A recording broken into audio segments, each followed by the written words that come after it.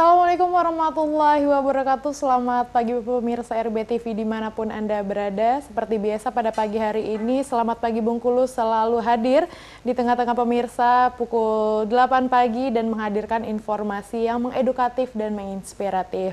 Tentunya dengan tema kita hari ini adalah di hari Sabtu, tanggal 15 Agustus 2020. Tema kita adalah tentang tantangan guru di era new normal. Nah, ini sebelum kita masuk ke tema atau sebelum masuk nanti ngobrol-ngobrol, Nevi mau sapa dulu nih untuk pemirsa RBTV dimanapun Anda berada ya. Gimana weekendnya hari Sabtu gitu, mungkin masih ada yang bekerja ya, karena sudah ada yang bekerja sebagian, sudah ada yang bekerja di kantor, ada juga yang masih bekerja di rumah. Semoga juga kegiatan hari ini berjalan dengan lancar. Dan untuk seluruh kru RBTV ya yang katanya sekarang lagi ada yang jalan-jalan ke Pulau Tikus. Nah, mudah-mudahan perjalanannya juga lancar, juga sampai kegiatan di sana juga lancar dan selamat sampai tujuan. Dan untuk seluruh pemirsa RBTV juga ya, ini mungkin weekend kayak gini ada yang mau mulai sudah ada rencana liburan gitu ya, karena di tengah pandemi COVID-19 ini sebenarnya di era new normal, sekarang sudah ada beberapa tempat wisata yang buka. Tapi sekali lagi kami menghimbau untuk para pemirsa di rumah yang mau berpergian, yang mau liburan, membawa keluarganya, tetap menganjurkan dari arahan pemerintah karena kita masih berada di COVID-19, tetap menggunakan masker, tetap sering-sering mencuci tangan minimal 20 detik, atau menggunakan hand sanitizer ya kalau misalnya tidak menggunakan atau tidak menemukan air bersih, dan tetap menjaga jarak. Nah, ini kadang-kadang mentang-mentang sudah boleh ini ya, untuk pergi kemana-mana, banyak tempat-tempat yang sudah dibuka, akhirnya berkerumun, akhirnya tidak menjaga jarak. Nah, ini benar-benar dihimbau untuk para pemirsa di rumah untuk tetap menjaga jarak, tetap memakai masker, karena kita tahu bahwa pasien dari corona ini terus bertambah, khususnya di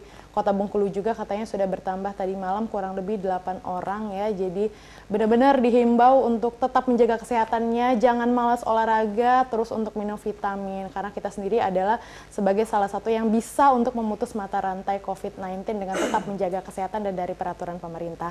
Balik lagi nih pemirsa untuk tema kita hari ini, sekali lagi tentang tantangan guru di era new normal ya.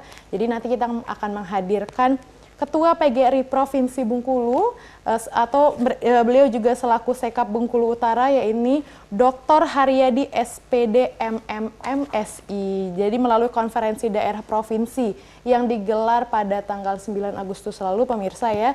Jadi Dr. Haryadi ini terpilih secara resmi menjadi Ketua PGRI Provinsi Bengkulu periode 2020 sampai 2025.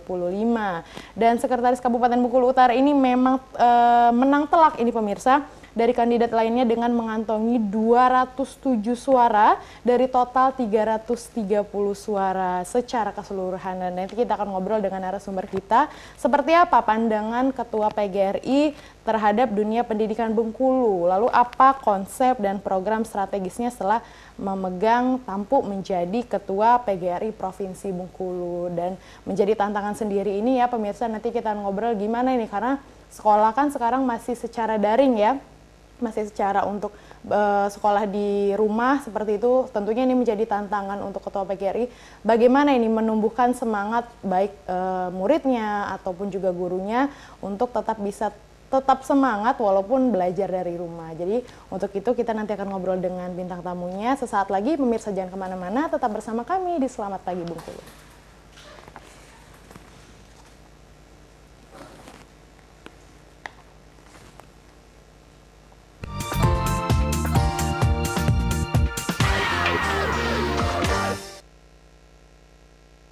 Pemirsa masih bersama kami di Selamat Pagi Bengkulu, tentunya dengan tema kita hari ini di hari Sabtu 15 Agustus 2020 tentang tantangan guru di era new normal. Dan seperti yang Nevi janjikan tadi ya, di sini sudah ada narasumber kita yang terhormat ini Bapak Dr. Haryadi SPD MMMSI selaku Ketua PGRI Provinsi Bengkulu dan Sekap Bengkulu Utara. Selamat pagi Bapak. Selamat pagi, Mbak. Gimana kabarnya pagi hari ini Bapak? Alhamdulillah diberikan kesehatan dan kekuatan dari Allah Tuhan Yang Maha Esa, dan saya terima kasih dapat diundang di RBTV. Ya.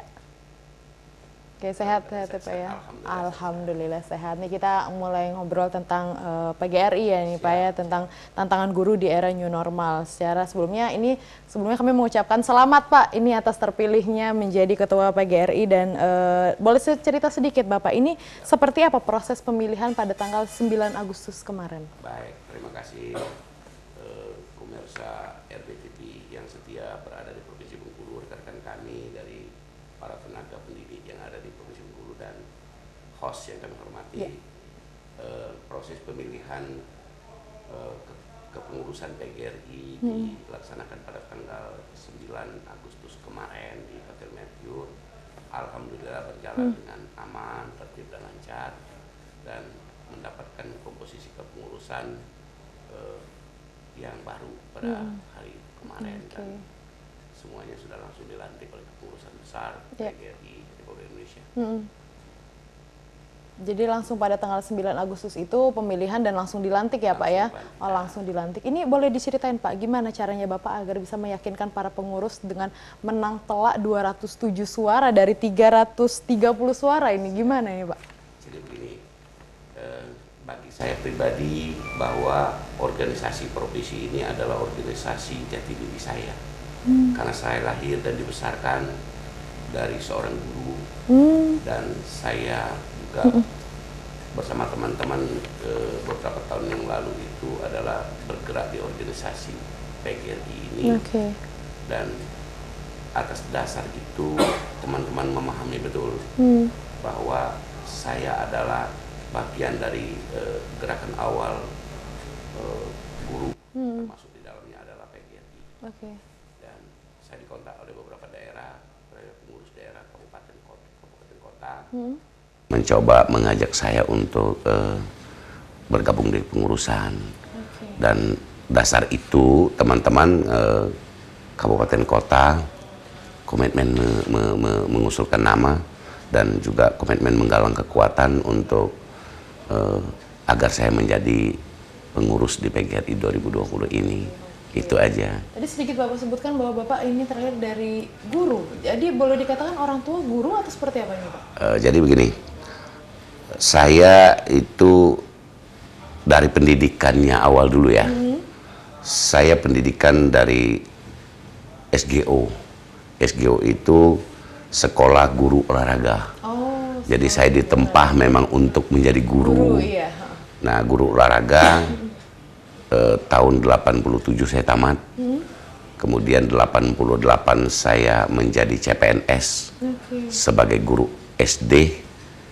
Dan tugas saya mengajar olahraga karena dari basis olahraga dan kesehatan pada waktu itu. Dan meniti karir dari guru. Iya. Jadi kenapa itu yang basicnya memang karena memang awalnya juga mengambil pendidikan sebagai guru ya Pak ya, tepatnya guru olahraga. Guru olahraga. Dan jadi sempat menjadi guru olahraga di SD waktu itu. Berapa lama itu Pak? Jadi saya diangkat 88 menjadi guru olahraga di SD Negeri nomor 3 Pagarjati pada waktu itu. Kecamatan Perwakilan Pagarjati. Karena Pagarjati itu adalah bagian dari Bengkulu Utara pada waktu itu. Kemudian di Pagarjati saya sampai tahun 92, Oktober 92 saya tugas di Pagarjati. Kemudian saya pindah ke Kecamatan Pondok Kelapa. Pada waktu itu juga masih SD 3 juga, saya pindah ke SD nomor 3 Pasar Pedati, Kecamatan Pondok Kelapa. 92 Oktober. Jadi saya menjadi guru di sana. Dari tahun 88 itu tadi ya Pak 88, 92 saya pindah ke Pondok Kelapa, terus saya tetap menjadi guru. Baru tahun 2003 insya Allah saya menjadi rektor. Rektor SD. Rektor SD. Iya, sebagai kepala sekolah SD. Kepala sekolah SD. Iya. Jadi di SD yang terakhir tadi SD. Bukan, saya dijadikan kepala sekolah ke SD nomor 7 pada waktu itu, Kecamatan Pematang 3. Di Desa Air Napal. Nah, kemudian dari SD 7 Air Napal saya kembali dipindahkan ke SD tempat saya tadi di Pasar Pedati, menjadi kepala sekolah tapi posisinya bersama teman-teman kembali itu. Jadi awalnya kembali lalu 92-nya pindah seperti itu ya, dan kembali lagi tapi menjadi kepala sekolah gitu. Menjadi ya, kepala sekolah. Nah ini untuk Apa yang membuat Bapak ini akhirnya bersedia mencalonkan diri sebagai waktu itu menjadi kandidat Ketua PGRI waktu itu? Baik, jadi begini, ini karena ini adalah panggilan hati nurani. Saya seorang tenaga pendidik, seorang guru, istri saya juga guru. Kemudian saya kenal banyak guru, saya tahu persis tentang gerakan organisasi guru, karena ini merupakan bagian dari tanggung jawab batin saya, maka saya sekali lagi merasakan penting saya kembali ke organisasi PGRI. Dan hal ini dilakukan tidak lain adalah demi kebersamaan kepada kawan-kawan tenaga pendidik atau guru yang ada di Provinsi Bengkulu ini dari semua jenjang, yang insya Allah mereka juga tahu saya dan saya tahu dengan kawan-kawan semuanya. Memang basicnya juga tadi sudah guru, dan istri pun juga guru ya Pak ya? Iya, Guru, juga dari guru guru. di mana ini Pak? Sama dengan saya, dia dosen di SD juga dulu. Oh, dosen di SD. Dosen di SD. Gitu ya. Mengajarnya? Kemarin terakhir di kota, SD 103 kota di Pinang Mas. Sekarang pindah ke utara tapi Sekarang bersama sudah ikut pindah ke suami. Utara juga. Ya. Jadi memang basicnya dua-duanya guru ini ya. Iya, barisan Umar Bakri. Iya. Jadi memang guru dua-duanya. Ini apa Pak yang menjadi strategis dari posisi ketua PGRI ini menurut Bapak? Jadi begini, para guru ini dibutuhkan wadah untuk dalam rangka usaha, peningkatan mutu dan kualitas serta kesejahteraan bagi para guru yang ada di Provinsi Bengkulu khususnya. Saya bisa berkata bahwa kesejahteraan itu bagi saya bisa dibagi menjadi dua. Pertama adalah kesejahteraan batinnya daripada tenaga pendidik atau guru-guru yang ada. Jika teman-teman merasakan bahagia, tenang, nyaman di dalam melaksanakan tugas, berarti kesejahteraan batinnya alhamdulillah menurut kami itu terpenuhi. Yang kedua baru tentang kesejahteraan materi, yang mungkin dari sebuah profesi tersebut mereka teman-teman guru mendapatkan kesejahteraan yang tidak diskriminatif dari pemerintah, dan itu yang menjadi misi perjuangan kami. Ya. Jadi ada dua tadi ya, kesejahteraan batin dan kesejahteraan materi. Iya. Kalau batin sendiri memang mungkin kalau guru itu biasanya memang mereka menyukai seperti itu ya, Iya. interaksi dengan murid, suka Betul, mengajar seperti itu. betul. Cuma yang memang menjadi permasalahan atau menjadi PR-nya kita adalah yang dari segi materi tadi ya Pak ya, karena memang kita tahu bahwa guru boleh dikatakan belum semuanya untuk sejahtera seperti itu. Iya. Jadi bukan begitu juga. Saya katakan kedua kesejahteraan itu wajib dimiliki oleh teman-teman guru di lapangan. Karena kesejahteraan batin itu yang paling utama, baru nanti ke kesejahteraan materi. Kalaupun uangnya banyak tapi batinnya tersisa, saya pikir itu adalah tidak bahagia teman-teman di lapangan. Oke. Ketidaksejahteraan batin di sini maksudnya apakah memang dia tidak sesuai dengan penempatannya atau seperti apa ini? Tidak juga seperti itu. Jadi begini, teman-teman guru itu dalam melaksanakan tugas itu kan sudah cukup sangat berat yang mereka harus lakukan. Mereka harus berhadapan dengan siswa, mereka harus menjalankan tugas dan fungsi sebagai guru, baik administrasi, kemudian proses.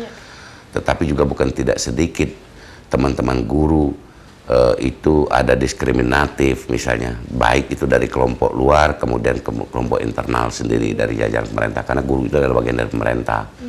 Nah jadi ketenangan mereka, kenyamanan mereka. Jadi kalau mereka itu terusik batinnya, tentu tidak ada kesejahteraan buat kawan-kawan. Maka dibutuhkan perlindungan terhadap kesejahteraan batin mereka. Berikan kenyamanan kepada kawan-kawan di lapangan. Betul, jadi memang harus nyaman dulu tadi Iya. ya, juga harus nyaman. Nah ini Pak, setelah terpilih, apa langkah selanjutnya yang akan Bapak ambil ini? Jadi ada beberapa langkah yang PGRI Provinsi Bengkulu yang harus kami lakukan. Di antaranya kami di awal ini kemarin sudah dilantik menunggu proses. Proses kami tentu menunggu legalitas. Legalitas kami menunggu SK. Tapi alhamdulillahirrahmanirrahim, SK dari pengurus besar Persatuan Guru Republik Indonesia sudah sampai ke kami. Dan kami melakukan tindak lanjut daripada itu. Kami, alhamdulillah tadi malam juga pengurus inti sudah melakukan rapat konsolidasi awal kepada kawan-kawan melalui video konferensi, Kemudian tentu kami akan konsolidasi organisasi ke seluruh kabupaten kota. Nah, kemudian akan melakukan penataan kepada organisasi yang ada di Provinsi Bengkulu ini. Nah, itu salah satu langkah yang harus kami lakukan. Dan banyak hal mungkin yang mungkin kami butuh sampaikan kepada teman-teman guru di lapangan. Bahwa PGRI Provinsi Bengkulu ini punya tanggung jawab memperjuangkan hak-hak guru. Ya, terutama hak untuk mendapatkan kesejahteraan sekali lagi, kemudian hak untuk mendapatkan perlindungan hukum dalam teman-teman guru melaksanakan tugas di lapangan. Jadi kan itu menjadi tugas dan tanggung jawab kami ke depan. Dan inilah dibutuhkan konsolidasi dan penataan organisasi yang ada di lapangan, baru kami membuat program. Jadi program kita ke depan sekali lagi untuk mewujudkan bagaimana mereka sejahtera tadi. Maka mereka harus tahu tentang program PGRI Provinsi Bengkulu dan harus diyakinkan kepada teman-teman PGRI di seluruh kabupaten kota yang ada bahwa mereka wajib diperjuangkan tentang kesejahteraannya. Sekali lagi kesejahteraan batin dan kesejahteraan daripada materinya. Kesejahteraan batinnya teman-teman guru tunggu kegerak kami dari pengurus PGRI akan bersama kawan-kawan guru untuk mendampingi mereka. Siap untuk melakukan pendampingan agar mereka juga nyaman dalam melaksanakan tugas. Betul, ini artinya dilindungi ya untuk lindungi dulu. Yang lainnya tadi balik lagi untuk mensejahterakan tadi kesejahteraan batinnya. Batinnya, baru materinya. Kan kalau materinya sudah ada, batinnya juga senang. Betul sekali, percuma uangnya banyak tadi ya Pak ya, tapi merasa tidak nyaman. Iya, dalam menjalankan tugasnya. Betul sekali, dan ini yang akan diperjuangkan nanti. Siap. Kira-kira kapan ini Pak program ini akan mulai berjalan seperti itu? Tadi sebagaimana saya katakan, setelah kami mendapatkan SK, kami rapat awal, kemudian kami juga akan memberikan informasi kepada kabupaten kota untuk segera melaksanakan persiapan konferensi di kabupaten kota, dan kami juga akan melakukan struktur baru, berarti kami akan melakukan program juga dari provinsi akan kami tuangkan ke kabupaten kota mulai saat ini, mulai hari ini. Saya katakan guru-guru yang ada di Provinsi Bengkulu wajib nyaman batinnya. Dan kita perjuangkan kalau untuk melakukan pendampingan kepada mereka. Baru nanti juga hak-hak mereka yang menjadi peningkatan material atau materi hak daripada guru-guru wajib kami lindungi. Jadi pada kesempatan ini kami ingin sampaikan, jangan sampai ada diskriminatif terhadap para tenaga pendidik kami kepada guru. Hak-hak mereka untuk naik pangkat, hak-hak mereka untuk berkala, hak-hak honor atau hak-hak yang melekat pada mereka, sertifikasi dan sebagainya. Kami minta, pengurus PGRI minta kepada semua hak kawan-kawan yang berwenang untuk memproses itu, kiranya jangan coba-coba menghambat dan menghalangi hak-hak mereka untuk diberikan. Dan kalau itu masih diberikan, tunggu, PGRI tidak akan diam kepada semua teman-teman yang ada di kabupaten kota. Para birokrat, termasuk kami di dalamnya. Sekali lagi, saya minta jajaran pemerintah yang ada untuk jangan sampai ada oknum yang mencoba menzalimi teman-teman di lapangan. Karena saya tahu persis kebutuhan teman-teman itu adalah tidak ada diskriminatif dan marginalisasi terhadap tugasnya. Oke, tadi yang Bapak bilang tentang perjuangan guru-guru yang masih dinilai diskriminatif atau mungkin guru-guru yang susah mendapatkan sertifikasi, baik juga untuk honornya. Bagaimana pandangan Bapak terhadap hal ini sebagai masalah ini yang Bapak lihat khususnya di Provinsi Bengkulu? Ya, oke. Jadi kan begini, kita sudah banyak mendapatkan informasi dan masukan, tapi tidak juga terjadi secara kolektif dan kolegial di Provinsi Bengkulu ya. Tetapi kami sekali lagi mengingatkan, ketika paskahnya kami diberikan amanah oleh guru-guru untuk mengemban organisasi besar ini, maka kami akan memfungsikan diri. Jika ada oknum-oknum yang masih mau mencoba-coba, ya sekali lagi, terutama di dalam proses kesejahteraan mereka, ya hak mereka mendapatkan sertifikasi toh, Jangan terlalu banyak birokrasi yang menghambat sehingga dapat merugikan mereka. Betul. Sekali lagi, jika itu masih ada oknum yang melakukannya, siap berhadapan dengan PGRI Provinsi Bengkulu dan PGRI yang ada di kabupaten kota. Jadi tadi apabila memang terdapat oknum-oknum yang ketahuan seperti itu ya masih menghalangi dari hak-hak ya guru, tim PGRI ini siap untuk langsung bisa memperjuangkan. Dan saya tantang teman-teman guru untuk tidak berani bungkam, harus berani bersuara. Harus berani bersuara. Sampaikan kepada pengurus PGRI dan kami akan backup, kami akan advokasi mereka. Betul. Ini juga untuk perjuangan dari hak juga untuk para gurunya tetap ya. Jadi kalau misalnya menemukan misalnya tidak sesuai atau tidak nyaman langsung seperti itu dilaporkan ya, dan ketua PGRI pun langsung bisa membackup seperti itu. Nah, untuk program strategis ke depan Pak, tadi setelah program-program tadi yang disebutkan, ada program apa lagi nih? Jadi di samping kita membuat program sesuai dengan acuan program pengurus besar PGRI, ada anggaran dasar rumah tangga yang juga akan menjadi random kita. Tapi ada skala prioritas program kita, kan tentu program kita ini akan dibagi menjadi 3 fase. Yang pertama program jangka pendek, kemudian jangka menengah, yang kemudian jangka panjang. Dalam jangka waktu yang pendek ini tadi sekali lagi kami akan melakukan penataan organisasi di kabupaten kota, tindak lanjut dari anggaran dasar dan anggaran rumah tangga. Bahwa setelah konferensi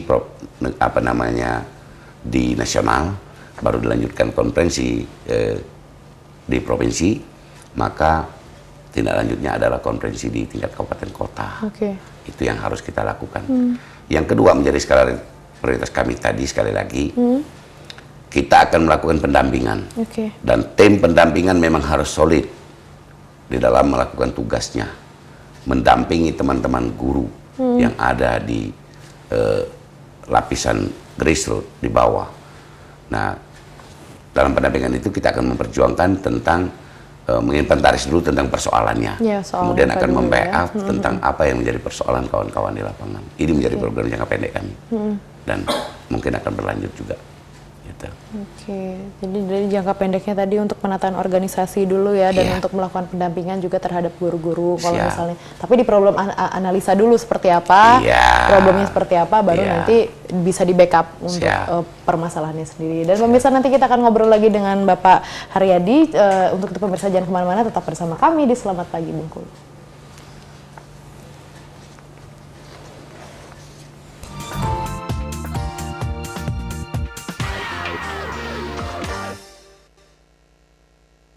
Ya pemirsa, terima kasih masih bersama kami di Selamat Pagi Bengkulu, tentunya dengan tema kita hari ini tentang tantangan guru di era new normal, dan kita masih berbincang-bincang dengan Bapak Dr. Haryadi SPD MMMSI selaku Ketua PGRI Provinsi Bengkulu. Tadi kita sudah ngobrol dengan Pak Haryadi ya tentang bagaimana kesejahteraan guru, seperti itu ya, guru pun juga sudah harus bisa untuk dipenuhi kesejahteraannya ya, kesejahteraan batin dan juga kesejahteraan materi. Jadi percuma tadi kalau kata Pak Haryadi bilang percuma uangnya banyak, tapi dia tidak merasa nyaman gitu ya Pak ya. Nah, kita akan mulai ngobrol lagi ini.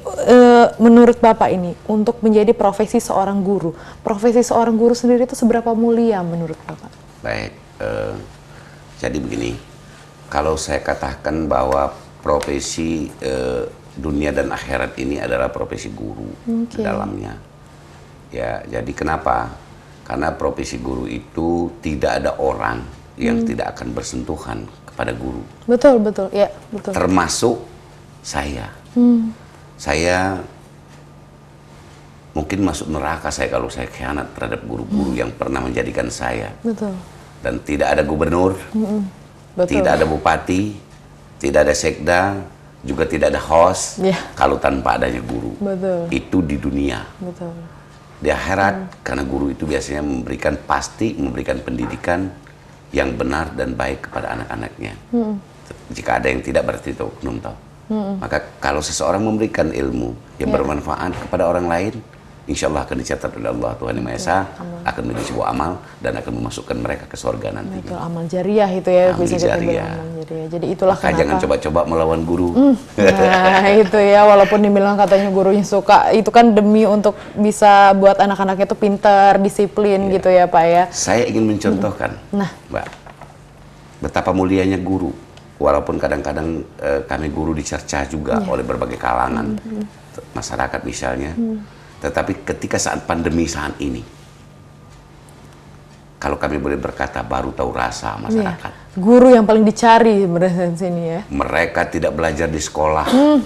Mereka tidak punya kurikulum. Betul. Tidak punya basis apa-apa. Betul, betul. Orang tua harus menjadi guru. Baru dia tahu rasa dan menghargai guru. Betul. Wih, susah ternyata jadi guru itu. Sangat gitu tidak mudah untuk Iya, menjadi toh? guru, betul. Saya mendengar dari masyarakat. Ribut. Anaknya tiap hari minta buatkan ini. Sementara ibu dan bapaknya sendiri tidak punya kompetensi untuk Betul. mengajar. Baru guru dihargai. Waduh, ternyata berat jadi guru gitu. Betul, betul. Nah, itu. Itu tadi dikatakan kenapa guru mulia tadi yang pertama memang amal jariahnya ya Pak, yang memang dia mengajarkan tadi tidak ada bupati, tidak ada gubernur, bahkan tidak ada presiden seperti Tidak itu. ada presiden tanpa guru. Betul sekali. Nah, maka doa guru itu makbul di sisi Allah. Betul. Kalau sekali guru dizalimi, sekali guru dikhianati, kalau doanya kolektif dan kolegial, siapapun yang didoakan dia, insya Allah dikabulkan oleh Allah. Iya, gitu tadi ya, karena memang dia benar-benar mendidik kita dari kecil seperti itu ya Pak ya, mengajarkan bahwa ilmu-ilmu yang memang tidak akan pernah putus seperti itu. Nah, tadi sempat dibicarakan bahwa nih baru tahu nih para orang tua di rumah bahwa ini guru nih ternyata memang sulit untuk menjadi guru kan. Nah, jadi di era seperti ini kan memang terpaksa untuk para muridnya sendiri untuk mengajar secara daring seperti itu ya Pak, dan artinya kan guru juga harus bisa untuk tetap kreatif seperti itu ya, dan pengajaran online yang efektif dan maksimal juga itu harus tetap dipertahankan seperti itu. Bagaimana tanggapan Bapak terhadap hal ini? Jadi begini, kita berharap ya, karena ini menjadi sebenarnya bencana internasional, bencana nasional, bencana kita di daerah juga. Musibah ini mengakibatkan banyak hal. Pandemi ini bagi kami guru, bagi teman-teman guru, terutama yang ada di Provinsi Bengkulu ya, ini adalah merupakan sebuah masalah. Di antaranya target pencapaian kurikulum yang dimiliki oleh teman-teman guru sulit untuk dilaksanakan ketika sistem pembelajaran seperti ini. Yang kedua, terhadap anaknya. Kasihan batin guru-guru bahwa anak-anak tersebut yang namanya belajar di rumah dan sebagainya tidak mendapatkan sesuatu yang mestinya diberikan oleh guru, dan kalau muridnya juga mampu menyadari dan melaksanakan sebagaimana mestinya. Tapi ketika mereka namanya anak-anak yang kurang menyadari, tetap juga menjadi beban guru. Aduh, anak-anak kami gimana? Iya, betul, gitu. betul. Itu Nah, memang persoalan itu. banyak sekali juga tadi guru-guru yang mengatakan bahwa ya memang jiwa kami mengajarnya secara langsung seperti itu ya, daripada bingung kayak kalau misalnya lihat langsung tuh bisa melihat bagaimana respon anak-anak seperti itu ya. Jadi guru-guru itu punya tanggung jawab batin juga, di samping punya tanggung jawab moral. Buktinya kemarin daring juga semua anak dinaikkan yang sesuai. Yang buat nilainya guru kok, lulus nilainya dari guru, walaupun tetap ada juga yang menyalahkan. Nah, betapa beratnya nasib guru itu sebenarnya. Dilema kan, itu yang ya tadi saya Pak ya, katakan. betul. Cuma memang demi anak-anak ini sebenarnya, berarti sebenarnya untuk belajar di rumah, menurut Bapak ini efektif atau tidak? Jadi pasti kurang efektif. Saya katakan pasti kurang efektif. Tapi ke depan ini mudah-mudahan dalam jangka waktu yang singkat ini juga pemerintah pusat juga sudah melakukan revisi terhadap keputusan bersama 3 menteri tersebut kan, dan pemerintah daerah juga melalui pemimpin kita sudah juga menyampaikan kepada masyarakat untuk kita pada zona kuning, zona oranye dan zona hijau, kita akan kembali berusaha untuk melakukan sekolah dengan tatap muka. Dengan tentu mengikuti standar kurikulum darurat ini ya, tentu ada pengurangan dan sebagainya, penyesuaiannya. Kalau kurikulumnya sendiri apa memang dibuat ulang seperti apa Pak? Iya, dari pengembangan dari kurikulum 2013 itu kan ada kurikulum yang dirancang untuk menjadi kurikulum khusus pada saat pandemi ini, yang dinamakan dengan kurikulum darurat itu, yang akan digunakan oleh teman-teman kami. Jadi artinya memang Bapak sendiri bisa mengupayakan nih kalau bisa untuk para murid-murid juga bisa untuk sekolahnya tatap muka ya. Jadi tuntutan ini bukan hanya dari murid sih, orang tua juga kewalahan juga. Betul. Dan batinnya guru-guru kami, batinnya kita sebagai guru juga tidak tegar kalau tidak melaksanakan tugas sebagai tanggung jawabnya banyak kan. Betul, betul. Bukan hanya pendidikan materi, pembelajaran, tetapi mental juga diajar oleh teman-teman. Kedisiplinan, tanggung jawab betul. juga diberikan. Kalau seperti ini kan sedikit tidak dapat dikontrol secara total. Tetapi bahwa tentu kita jika melaksanakan tatap muka dalam proses pembelajaran ini tetap mematuhi protokol kesehatan. Nah, baik itu tenaga pengajarnya ataupun itu para siswa yang akan berhadapan kepada guru dan akan berkoalisi sama teman-temannya. Protokol kesehatannya wajib kita lakukan. Nah ini jika seandainya memang desas-desusnya bahwa gubernur memang sudah mengizinkan juga untuk belajar di sekolah seperti itu. Siap. Menurut Bapak, sistem apa yang paling tepat? Apakah memang satu kelas itu dibagi dua untuk pagi dan siang, atau memang protokolnya seperti apa untuk sistemnya? Jadi kalau protokolnya begini, aturan yang memang yang secara umum kita katakan adalah ada penataan. Di antaranya untuk siswa ada namanya jaga jarak, ya toh, ada cuci tangan, wajib pakai masker. Nah, kemudian hand sanitizer dipakai.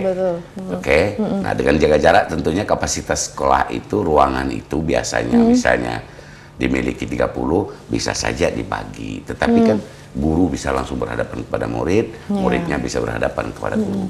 Tetapi ada satu hal, kami berharap orang tua dapat mengizinkan dan untuk memberikan izin kepada teman-teman kami, kepada muridnya, kepada anaknya, untuk dapat mengikuti proses pembelajaran tatap muka di sekolah.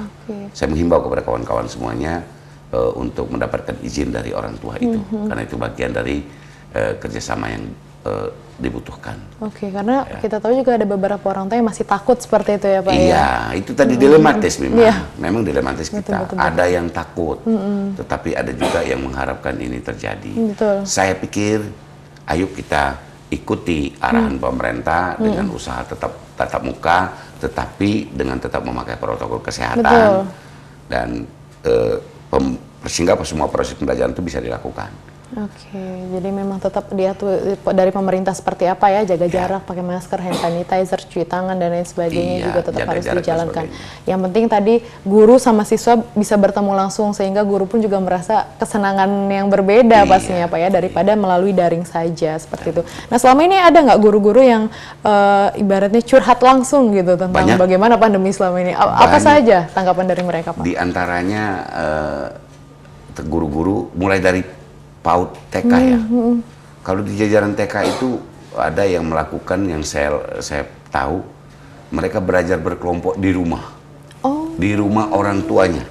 Jadi berkelompok 10 orang, gurunya datang. Nah, datang ke tempat rumah itu ya. Ngajar itu. Sehingga mencari murid di tempat yang di tempat jemput bola istilahnya ya. Dan orang tuanya juga pindah tempat mengantar anaknya sekolah kan, pindah ke rumah roadshow dia untuk mendapatkan ilmu. Jadi memang gimana caranya biar bisa tetap bertemu langsung seperti itu ya dengan itu yang menurut kita lebih efektif mungkin memang. Tetapi tetap sekali lagi kita arahkan semuanya harus dilakukan atas standar protokol kesehatan. Tadi tetap ya.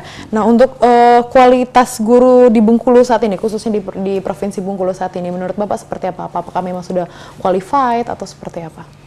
Nah kalau ini pertanyaan ini bukan hanya di Bengkulu, sebenarnya di seluruh Republik Indonesia ini. Seluruh Indonesia ya? Iya pasti ada variasi ya.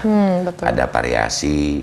Sangat sensitif kalau kita berbicara tentang kolektifnya hal yang baik atau termasuk hal yang buruk. Tapi paling tidak secara umum bahwa saya katakan, karena tuntutan seorang guru adalah pekerjaan profesi, mereka wajib memenuhi kompetensi. Nah, orang-orang yang tidak punya kompetensi menjadi guru, mereka mungkin tidak akan dapat melakukan tugasnya. Oleh karena itu, tentu kompetensi guru ditingkatkan, dan guru-guru sendiri sudah punya kompetensi. Cuman karena situasi pandemi kayak gini, jadi susah ngukurnya ini. Ya. Jadi memang tergantung juga tadi kalau kita ngomongin bukan hanya di Provinsi Bengkulu ya, seluruh Indonesia pun berbeda-beda juga. Oke. Lain Lubuk, lain ikan, lain Padang, lain juga belalangnya. Nah itu juga. Jadi balik lagi nanti bagaimana tadi seperti dibilang akan mengadakan pendampingan kalau misalnya ada problemnya seperti apa. PGRI siap ya Pak untuk mendampingi seperti itu. Nah sekarang kita berbicara soal anggaran pendidikan ini. Nah, jadi berbicara tentang anggaran pendidikan. Alokasi yang disediakan oleh pemerintah daerah saat ini, menurut Bapak apakah sudah mencukupi atau seperti apa? Jadi begini, anggaran pendidikan itu sebenarnya amanat undang-undang ya. Amanat undang-undang itu pemerintah pusat, pemerintah provinsi, dan pemerintah kabupaten di seluruh wilayah Indonesia, undang-undang mengamanatkan agar menganggarkan minimal 20% dari anggaran yang ada untuk dianggarkan kepada sektor pendidikan. 20% itu 20%. Ya? Tetapi apakah itu sudah dapat memenuhi? Tentu juga kalau memenuhi ini sangat luas ya. Memenuhi total mungkin belum. Tetapi paling tidak saya mengharapkan kepada semua stakeholder yang ada di Provinsi Bengkulu ini, pemimpin-pemimpin besar di Provinsi Bengkulu ini, baik itu tingkat provinsi, kabupaten, kota, untuk tetap memprioritaskan pendidikan itu. Kita harus sadari bahwa pendidikan ini adalah sebuah hal yang wajib dan pokok bagi pemerintah. Betul. Ya. Karena memang pendidikan juga harga mati ya, bisa kata-kata yang juga betul. Pendidikan bisa diambil semuanya, bukan hanya dari sekolah saja, dan pendidikan dari sekolah pun juga dari tingkat yang paling rendah seperti itu ya, sampai ke tingkat yang tertinggi. Tadi seperti Bapak pun, ini kita tahu bahwa tadi disebutkan gelarnya banyak sekali ini Pak. Nah, ini agak ini sedikit. Bapak ini sebenarnya boleh dikatakan sebagai orang yang haus pengetahuan seperti itu. Sehingga sekolah terus seperti itu. Jadi seberapa penting ini ilmu itu menurut Bapak? Baik. Jadi karena itu tadi ya, saya menyadari bahwa kata pepatah mengatakan bahwa berjalan tanpa obor sama saja dengan orang hidup tanpa pendidikan, tanpa ilmu juga akan seperti tadi berjalan tanpa obor di tempat kegelapan. Dengan ada ilmu maka kita bisa melakukan segala sesuatu. Maka bagi saya pendidikan itu adalah sebuah hal yang menjadi prioritas. Sulitnya kita menempuh pendidikan, tapi menjadi target pendidikan harus maksimal. Pendidikan formal dan pendidikan non formal harus kita lakukan terus sampai akhir hayat. Oke, tadi dibilang sama Pak Riyadi bahwa pendidikan itu sama aja, kalau misalnya kita tidak menempuh pendidikan sama aja kita berjalan tanpa obor, gelap, seperti kita tidak tahu apa-apa seperti itu ya. Betul, karena memang wawasan itu harus dibuka dan memang dengan ilmu pun sebenarnya dapat dari mana saja, yang penting kita mau untuk belajar ya Pak ya. Nah itu tadi, yang penting kita mau untuk belajar sehingga ilmu itu bisa didapat dari mana saja. Nah sekarang kita berbicara kembali lagi tentang kesejahteraan guru Pak. Ya. Untuk menurut Bapak, dengan tunjangan sertifikasi saat ini yang memang kita tahu, apakah guru memang sudah sejahtera atau tunjangan tersebut sudah cukup atau seperti apa Pak? Jadi begini, guru ini juga bukan hanya kesejahteraannya atau hasilnya bukan hanya dari sebuah nama sertifikasi ya, karena ada juga yang guru yang belum sertifikasi. Ada juga guru itu honorer, PTT dan sebagainya, yang tentu belum terdapat gaji tambahannya atau gaji dari sertifikasinya. Kalau tunjangan sertifikasi, saya pikir yang penting itu mohon kepada pengambil kebijakan untuk dapat direalisasikan sesuai dengan waktunya, tepat waktu dan tidak mengalami proses belat-belit di lapangan. Ini kepada teman-teman yang sudah sertifikasi, karena itu hak mereka dan mereka membutuhkan itu. Betul ya. Nah, tetapi yang lebih memprihatinkan ini tadi karena ditanya tentang bagaimana kesejahteraannya.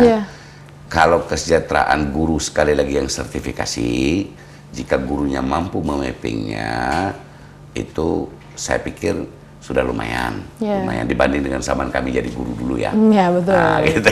Betul. Tetapi yang jadi sangat prihatin adalah bagi tenaga-tenaga guru yang honorer, betul Pak. Yang PTT, apalagi di zaman pandemi ini.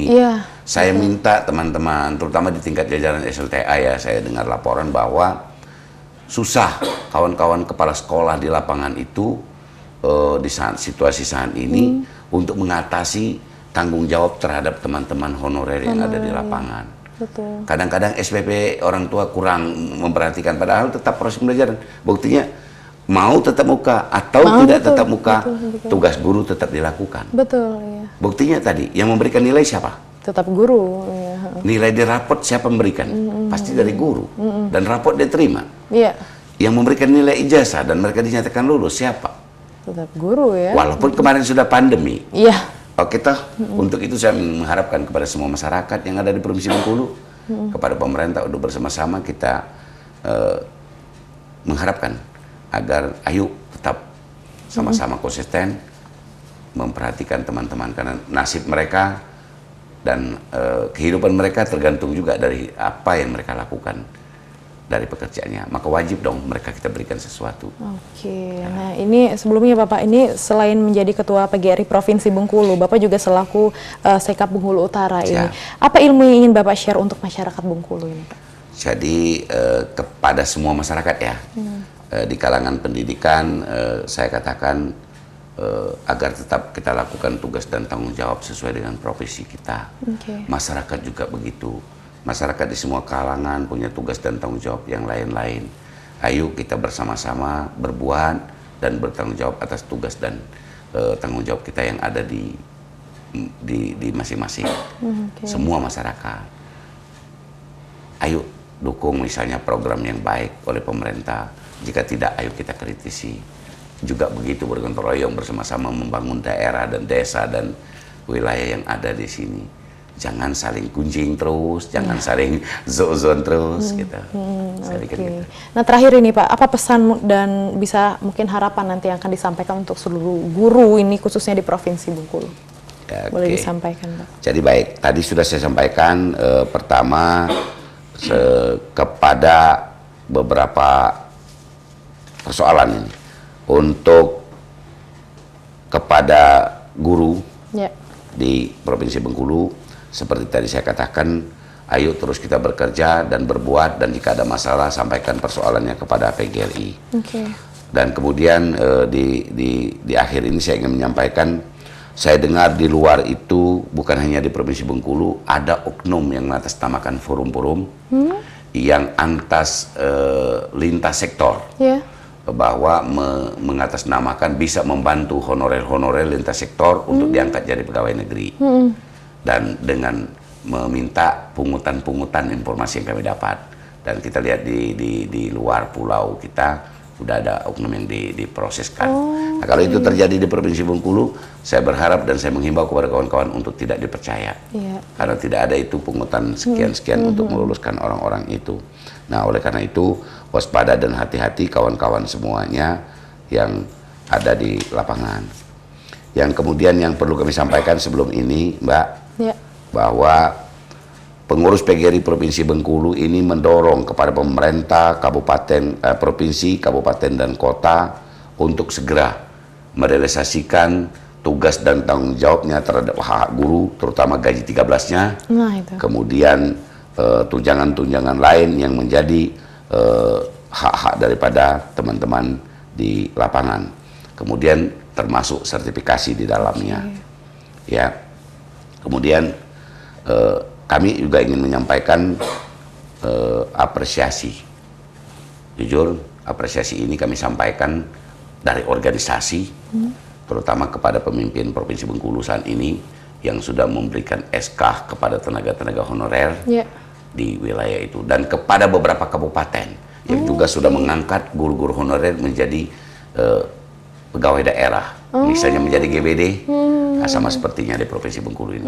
Sekali lagi kami apresiasi dan terima kasih kepada Bapak pemimpin-pemimpin yang sudah melakukan itu, dan yang belum kami minta untuk kira-kira sama-sama mohon perhatikan para bupati, teman-teman guru honorer yang ada di daerah untuk dapat di-SK-kan sehingga legalitasnya lebih kuat lagi.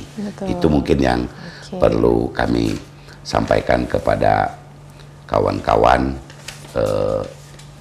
guru dan jajaran pemerintah yang ada di Provinsi Bengkulu ini. Nah itu tadi pemirsa perbincangan kita dengan Bapak Dr. Haryadi selaku Ketua PGRI dan Sekap Bengkulu Utara. Jadi banyak sekali tadi kita ngomongin tentang guru ini khususnya ya Pak ya, tentang guru, bahwa memang guru sendiri juga seperti kita tahu tadi dibilang guru itu adalah orang yang sangat berjasa begitu, yang sangat bisa mengajarkan kita dari kecil, dari tingkat pendidikan paling rendah sampai yang paling tinggi. Itu tadi juga guru yang dinamakan dia memiliki amal jariah seperti itu ya. Itu juga dinamakan kenapa guru itu mulia seperti itu ya Pak ya. Dan namun memang ada beberapa problematika yang memang kita tahu seperti sertifikasi gitu ya, dan juga mungkin tentang honor atau tentang diskriminasi juga itu diminta untuk para guru di sana kalau misalnya ada problematika bisa langsung untuk speak up, langsung PGRI pun siap untuk bisa mendampingi seperti itu ya, mendampingi untuk para guru misalnya kalau misalnya ada masalah apapun, dan untuk bisa merealisasikan kepada pemerintah untuk bisa merealisasikan hak guru seperti itu,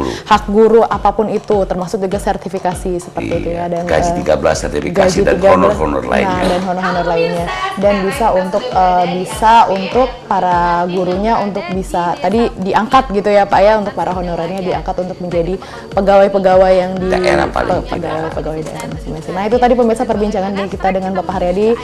Sebelumnya Devi mengucapkan terima kasih banyak ini Bu untuk Bapak Haryadi sudah menyempatkan hadir di Selamat Pagi Bengkulu di RBTV pada pagi hari ini. Dan pemirsa jangan lupa saksikan terus Selamat Pagi Bengkulu dari hari Senin hingga hari Sabtu pukul 8 hingga pukul 9 pagi. Akhir kata saya Nevi Aprilia pamit. Terima kasih. Wassalamualaikum warahmatullahi wabarakatuh. Yang hanya berjarak